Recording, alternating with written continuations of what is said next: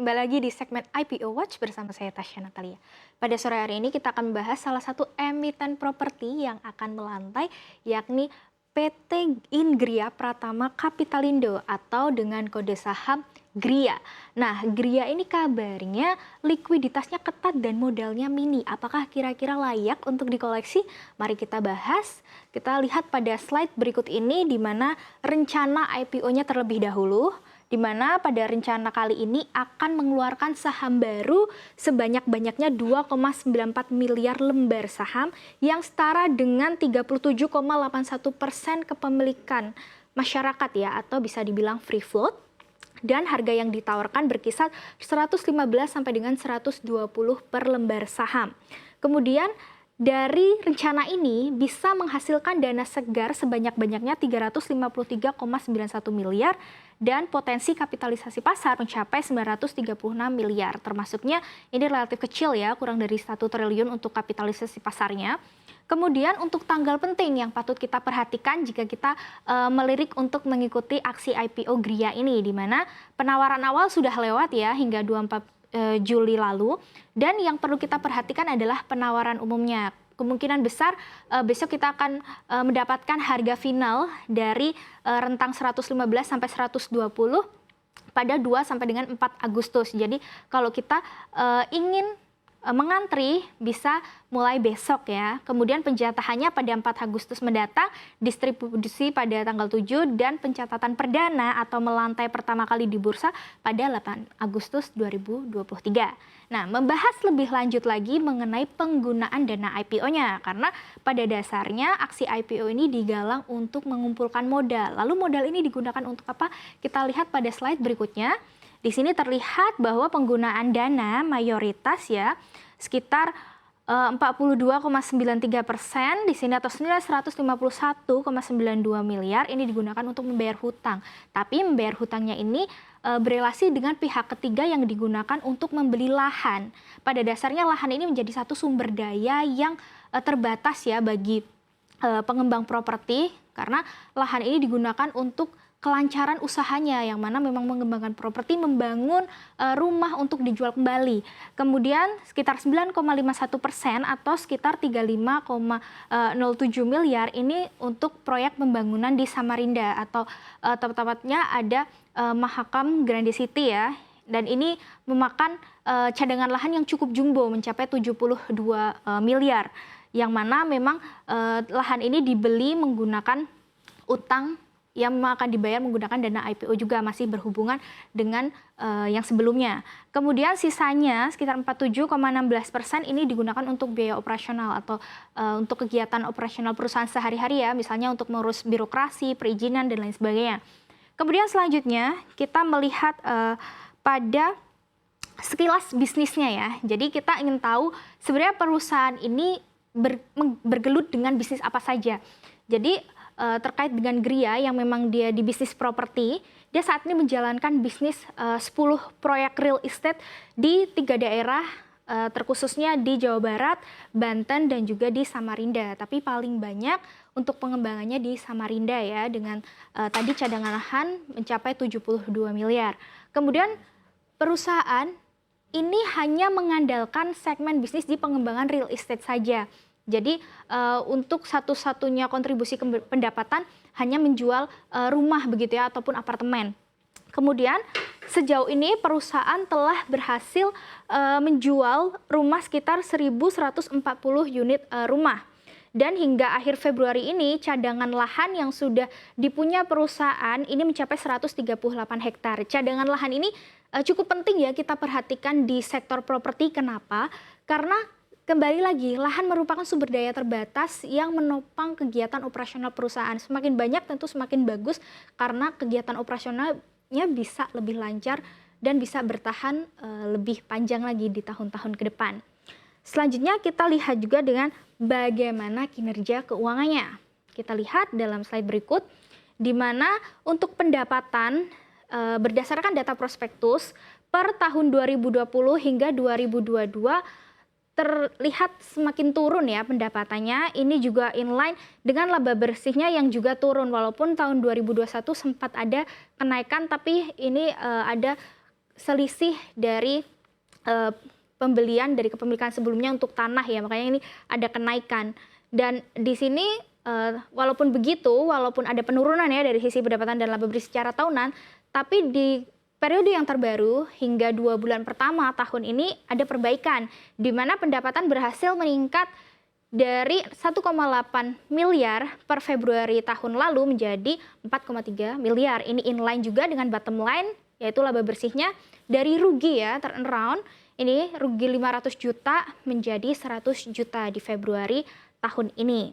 Nah, tapi sayangnya kalau kita melihat dari rasio profitabilitas atau dari margin selisih dari laba bersih, dari laba usaha dan juga dari laba kotor, di sini terlihat ada penurunan dan bahkan cenderung ada gap yang jauh ya. Di sini kita lihat dari gross profit margin atau margin terhadap laba kotor dari tahun 2020 sampai dengan 2 bulan tahun ini ternyata masih di atas 30%-an.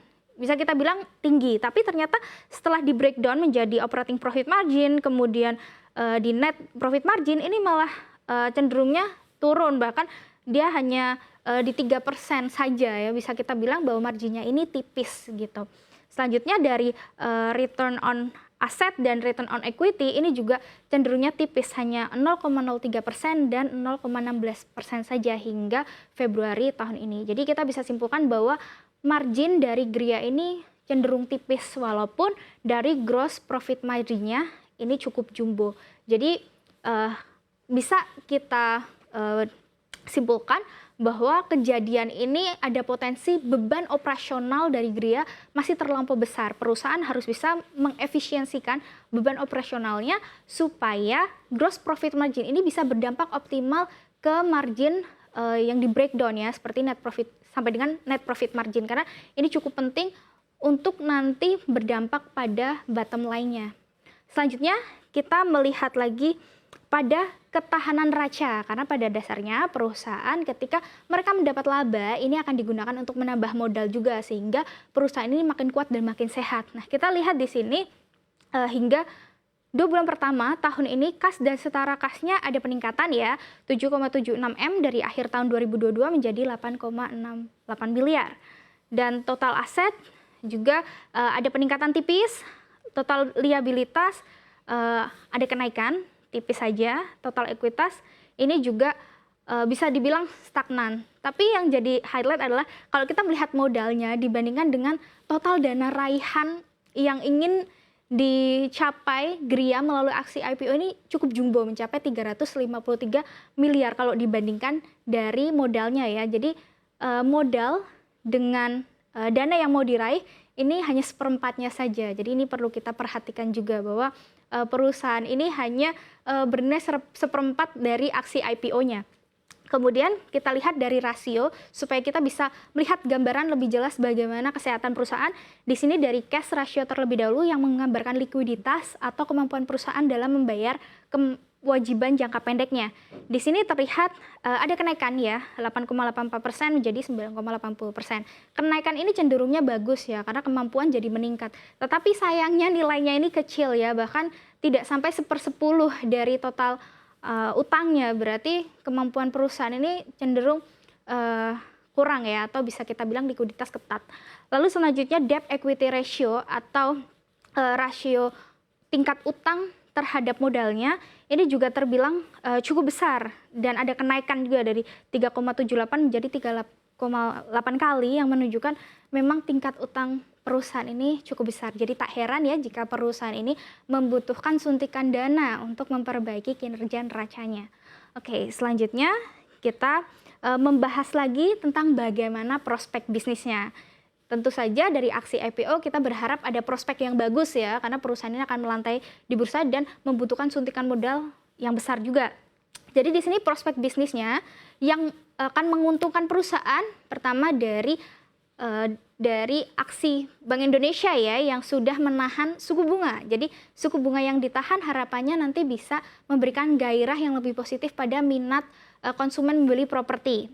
Kemudian ada dari prospek IKN, di mana perusahaan memang lebih banyak land bank atau lahan yang dikembangkan ini di Samarinda. Jadi ini bisa mendapatkan gairah positif lah dari proyek pemerintah yang juga sedang menggencarkan ibu kota baru di Kalimantan Timur juga.